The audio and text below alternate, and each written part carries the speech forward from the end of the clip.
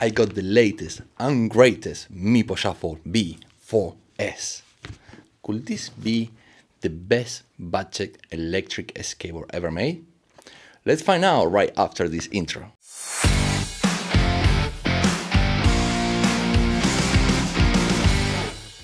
Hey guys, Gabby here from Ray Studios, and today I'm gonna be reviewing the Meepo Shuffle V4S. First, let's do a quick unboxing. This box is pretty compact, just what you need. As soon as you pop it open, you can immediately see the Meepo Shuffle. This looks really beautiful, but more on that later. We have here what I believe is a postcard. Okay, I don't know why you will include a postcard, but nice. And the instruction manual.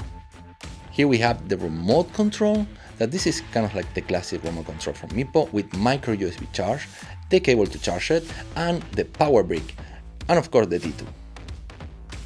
And here it is, Meepo Shuffle V4S. And I gotta think, this is probably the nicest looking board Meepo have ever released. It's really beautiful. Well, maybe not the nicest is probably the Hurricane. That's a handsome motherfucker. But anyway, look at this. This is really nice looking board. Let's take a look at the front first. So we have the very traditional, I could call it that, the very traditional Meepo Griptay. And when I say traditional, I mean it's extra grippy. So is that what you're into? Great. I personally think it's a bit too grippy and it's a bit rough to the touch. And sometimes I will harm my skin. I have very sensitive skin, so I prefer softer Griptay. Other than that, it's great. I mean, I like the color. I like here the orange accent. And this time they got the Meepo logo really small, and I love that. Meepo tends to have their logos really big on their Griptay, have the logo repeated on the back and on the wheels. And this time, take a look at that. There is no Meepo logo. I would say anywhere, like just one little one. And that's something that I really complain about the design on the previous Meepo boards, how much Meepo logos they will put in it. The branding was too much, so much branding. It looks like they watch my videos, I guess. One thing to remark here too is that the screws are over the Griptay, all of them. Unlike most of the modern boards that they have the screws under Griptay, so it looks nicer. But I think the reason they do that is because Meepo tend to do boards that are very strong, very affordable, and modular. Means a Meepo board will last you for many years. And if it's something break, let's say, I don't know, the track, so you need to change something, it's easy to do it. It's just very easy, and Meepo is very good at sending replacement parts in case you need them. So having the screws over the Griptay, it makes it very easy for you to take something apart and replace it. Now, the deck, besides being beautiful, have a very strong concave, very aggressive. So I guess a lot of feedback for when you're riding, and it's probably gonna be very good for carving. Now the wheels, nicest looking wheels I have ever seen. Period. I love them. They're like black, a bit transparent, and red.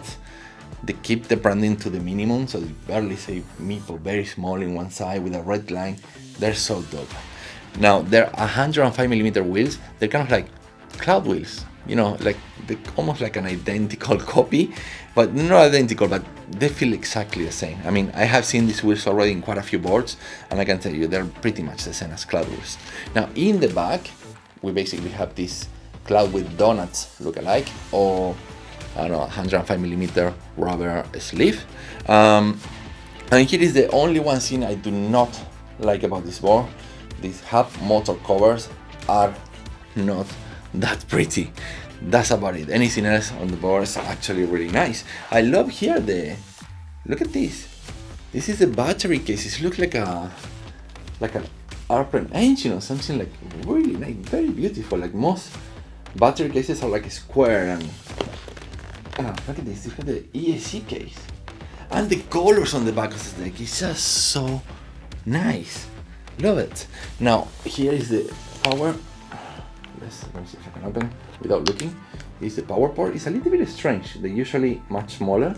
But yeah, that this one is rubber, and that's because this is IPX66, means you can ride in the rain. Even so, I will not recommend it because it's extremely dangerous.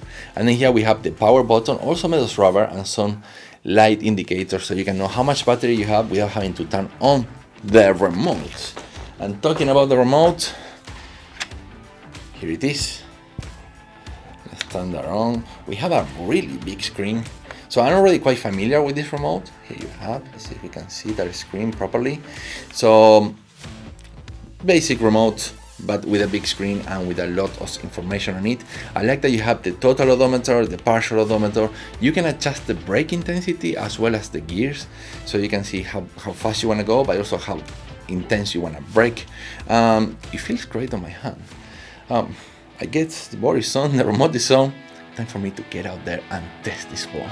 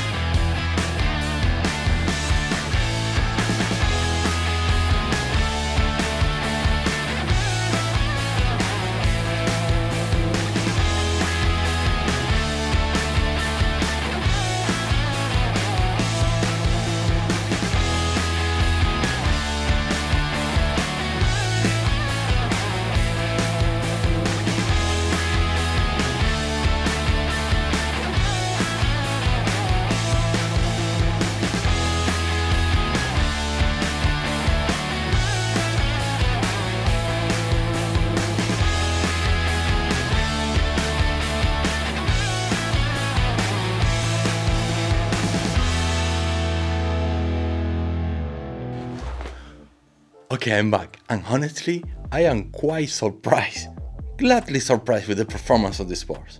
First, let's talk about the specs. Meepo claimed a range of 10 miles and 18 miles for the extended range battery, a top speed of 29 miles per hour. The deck is made of 8-ply Canadian maple plus 1-ply fiberglass. This board measures 950 mm by 230 mm by 127 mm. It has a hill climbing ability of 30% degree. The standard version has a 144 watt battery with 260 watt motor. Now I just want to share my experience riding the Meepo V4S. It was a lot of fun. I love it. It's a little bit shorter than most of the electric longboards that I own, but it didn't feel uncomfortable at all. It had these very pronounced concaves, and that gave me great feedback. And unlike something like the X-Wave Flex that also had pronounced concave, it was not uncomfortable. It was actually quite comfortable, and it was pretty phenomenal for carving. I have so much fun carving. Like, I mean, this is a budget board and it carves better than some of like the much more expensive boards. The power was actually pretty good, especially on flats. It felt very sporty, it reacted very fast, and it was also very smooth. The brakes are phenomenal as well. They're just so good. Now, I noticed that it struggled just a little bit while going uphill, and I tend to live in a place where there's just so much mountains around my house, and like I mean I literally surrounded by mountains, so I tend to go uphill a lot. And besides slowing down a bit, it also drains battery very fast when going uphill. So on flats, it's just super agile. It's very good with battery and everything, but once you start going uphill, well, it struggle a little. Worth saying that I am an over 200 pounds rider, and I'm 5'9", and I also ride very aggressively. So I'll let you hear what Carl have to say about this. I'm now here with Carl, who is lighter than me by like 30 kilograms, like somewhere around with like 60 pounds, a bit shorter than me and a lot more handsome than me. So I'm gonna let him try the Meepo Shuffle V4S, and I'll get back to you in a few minutes. Let me know what you think.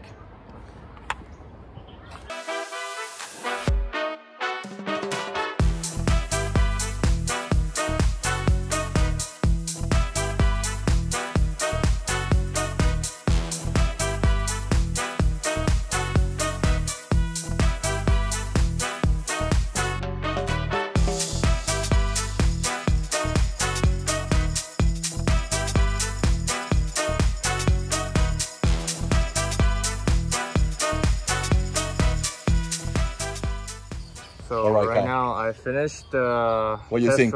Test ride. I think it's very comfortable and amazing. The board is a little shorter than usual long boards, but just a tiny little bit shorter, right? Yeah, but it has a concave, and it's really comfortable riding it, and it's It's easier to carve with that concave. The power? The power lighter? With me lighter, and I think it's the same as some belt-driven boards, so it's pretty good. For a reference, Carl owns the Wago 3X, Max 5 Mark IV, and the Backfire Zero E. So he's not a stranger to power. He has some of the best boards in the market today. So yeah, this is holding up, and it's a very, very budget-friendly board. So pretty good, right? Yeah, pretty good. In conclusion, this board is a no-brainer. At $419 with included cloud wheels, and I say cloud wheels because they're not cloud wheels, but you know what I mean, right? 105mm wheels that just make the ride so comfortable. I mean, for moments, I didn't even think that I was riding on hub motors because, I mean, the area where I live is terrible. The roads are so bad, and still, it felt very smooth. And another thing that I want to mention is this have lean ESC, and some people when they review, they don't mention the ESC. I think it used to be very important back in the day. Hobby wing used to be a lot better than E, but that's not the case anymore. Now Lean E is as smooth, but maybe even more powerful than a Hobby Wing ESC. Also have kick to start, so you cannot turn on the board from the remote like you do with Hobby Wing, but all you have to do is just push the board a little bit forward and it will start. And it's also IPX66, which means today when we were riding, it started rainy and I wasn't that worried about it. Still, I wouldn't recommend it as you know, it is very dangerous. You should not ride while rainy weather or while it's wet surface because it can be very dangerous, but it's good to know that if you pass over some water or something, the board is, it can take it. So yeah, $419. By the way, that price, Meepo told me they're not gonna hold that price for too long, so it's kind of like a promotional price at launch, and the price might actually go up. As you can see, it's just so low, the price.